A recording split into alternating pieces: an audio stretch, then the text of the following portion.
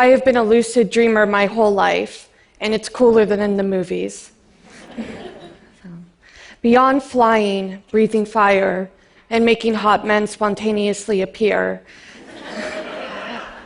I can do things like read and write music. Fun fact is that I wrote my personal statement to college in a dream, and I did get accepted, so yeah. I am a very visual thinker.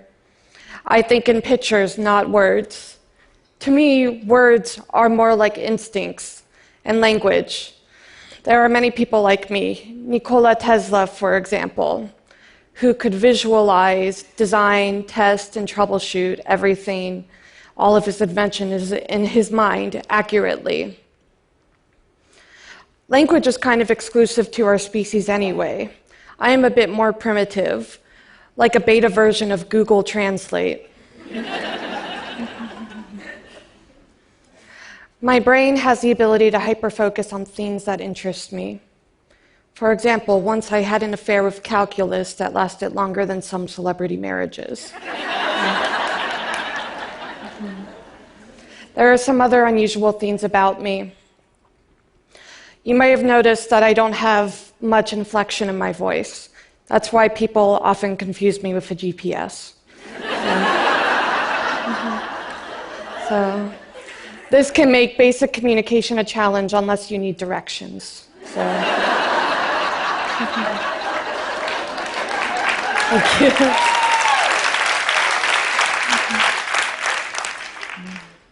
A few years ago, when I started doing presentations, I went to get headshots done for the first time.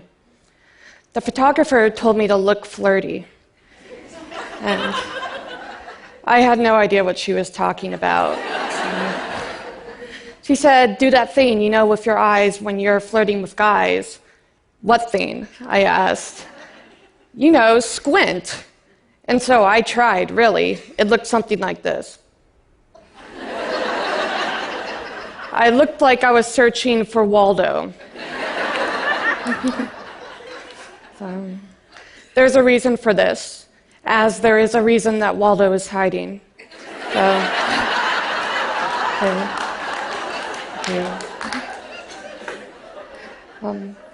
I have Asperger's, a high-functioning form of autism that impairs the basic social skills one is expected to display. It's made life difficult in many ways, and growing up, I struggled to fit in socially. My friends would tell jokes, but I didn't understand them. My personal heroes were George Carlin and Stephen Colbert, and they taught me humor. My personality switched from being shy and awkward to being defiant and cursing out a storm. Needless to say, I did not have many friends. I was also hypersensitive to texture. The feel of water on my skin was like pins and needles, and so for years I refused to shower. I can assure you that my hygiene routine is up to standards nowadays. I had to do a lot to get here, and my parents, things kind of got out of control when I was sexually assaulted by a peer, and on top of everything, it made a difficult situation worse. And I had to travel 2,000 miles across the country to get treatment. But within days of them prescribing a new medication, my life turned into an episode of The Walking Dead. I became paranoid and began to hallucinate that rotting corpses were coming towards me. My family finally rescued me, but by the time I had lost 19 pounds in those 3 weeks, as well as developing severe anemia, and was on the verge of suicide. I transferred to a new treatment center that understood my aversions, my trauma, and my social anxiety, and they knew how to treat it, and I got the help I finally needed. And after 18 months of hard work, I went on to do incredible things. One of the things with Asperger's is that oftentimes these people have a very complex inner life, and I know for myself, I have a very colorful personality, rich ideas, and just a lot going on in my mind. But there is a gap between where that stands and how I communicate it with the rest of the world. and this can make basic communication a challenge. Not many places would hire me due to my lack of social skills, which is why I applied to Waffle House.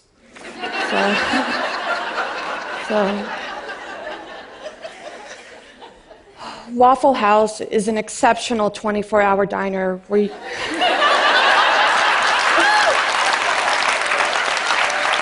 Thank you. Where you can order your hash browns the many ways that someone would dispose of a human corpse. Sliced, diced, peppered, chunked, topped, capped, and covered.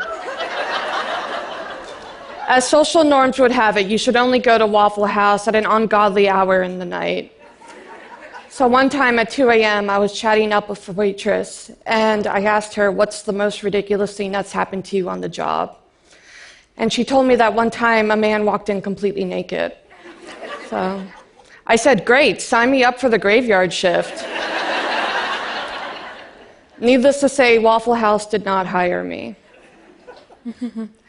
So in terms of having Asperger's, it can be viewed as a disadvantage, and sometimes it is a real pain in the butt, but it's also the opposite. It's a gift, and it allows me to think innovatively.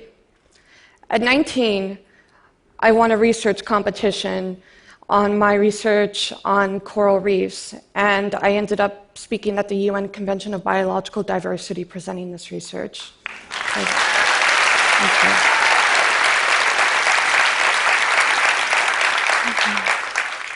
And at 22, I'm getting ready to graduate college, and I am a co-founder of a biotech company called Autism Seas. Thank you. But consider what I had to do to get here. 25 therapists, 11 misdiagnoses, and years of pain and trauma. I spent a lot of time thinking if there's a better way, and I think there is. Autism-assistive technology. This technology could play an integral role in helping people with autistic spectrum disorder, or ASD. The app Podium, released by my company Autism Seas, has the ability to independently assess and help develop communication skills. In addition to this, it tracks eye contact through camera and simulates a public speaking and job interview experience. And so maybe one day Waffle House will hire me after practicing on it some more. And one of the great things is that I've used Podium to help prepare for me today, and it's been a great help, but it's more than that. There's more that can be done.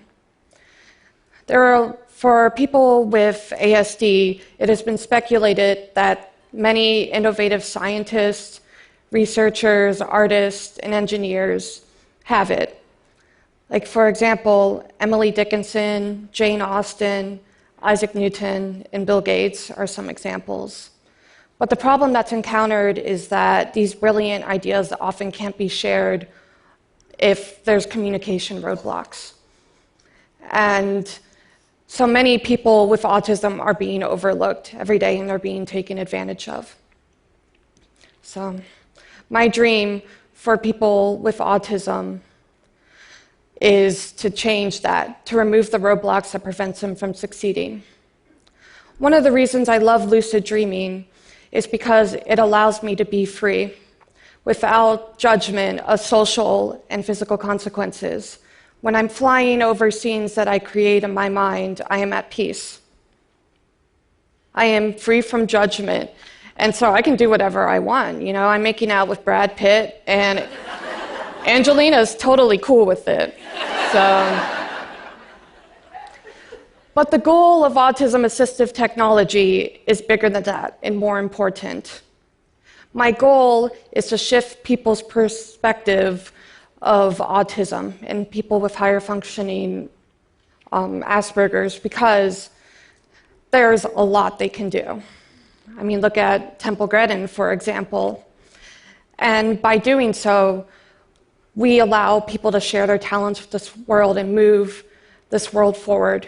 In addition, we give them the courage to pursue their dreams in the real world, in real time. Thank you. Thank you. Thank you.